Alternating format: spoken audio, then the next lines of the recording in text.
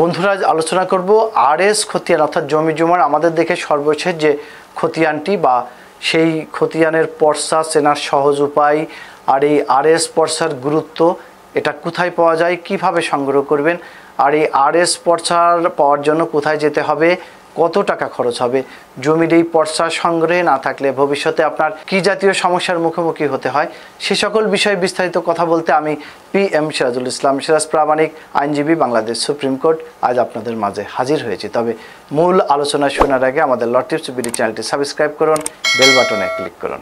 আপনারা জানেন যে 1888 থেকে 1940 সাল পর্যন্ত সেই ব্রিটিশ আমলে জমির বিভিন্ন জরিপ হওয়ার পর তাতে নানান রকমের ত্রুটি দেখা যায় এবং এই ত্রুটি থাকায় ভূমির মালিকানা নিয়ে নানান রকম জটিলতা সৃষ্টি হতে থাকে। আবার দীর্ঘ সময় জমির মালিকানা পরিবর্তনের ফলে সরজমিনে জরিপের প্রয়োজনীয়তাই দেখা দেয়। উল্লেখিত ভুল ত্রুটি সংশোধনের জন্য পরবর্তীতে যে জরিপ করা হয় আমাদের স্বাধীন বাংলাদেশে, সেটাই হচ্ছে সংশোধনের জরিপ বা রিভিশনাল সেটেলমেন্ট বা রিভিশনাল সার্ভে, যা সংক্ষেপে আরএস খতিয়ান নামে পরিচিত।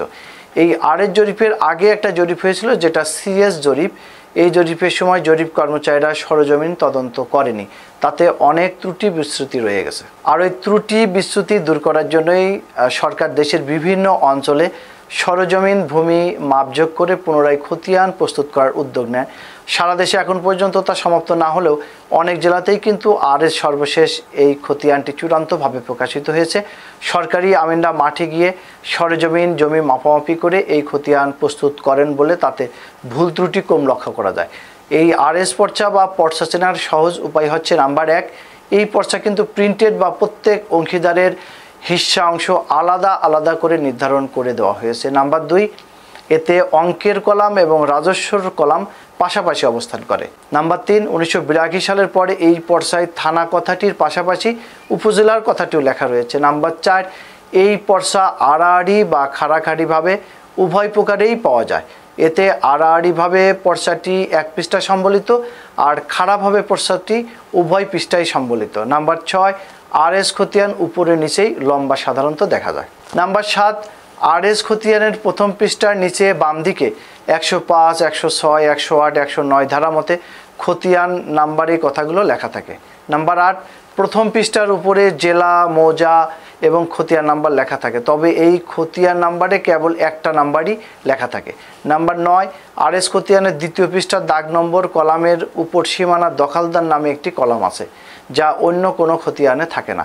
অনেক সময় দেখা যায় আরএস খতিয়ানের ফরমে PS খতিয়ান লেখা হয়েছে, সেই ক্ষেত্রে উত্তর সীমানার দখলকার এর ঘরটি খালি থাকে না কিংবা এই কলামটি কেটে দেওয়া থাকে। খতিয়ান মানেই মৌজার দাগ অনুসারে ভূমির মালিকের নাম থাকে, বাবার নাম, ঠিকানা, মালিকানার বিবরণ, জমির বিবরণ, মৌজা নাম্বার, মৌজার ক্রমিক নাম্বার অর্থাৎ জেল নাম্বার যেটাকে জুরিসডিকশন নাম্বার বলে, সীমানা, জমির শ্রেণী, দখলকারীর নাম, অংশ ইত্যাদির একটা সুস্পষ্ট হিসাব।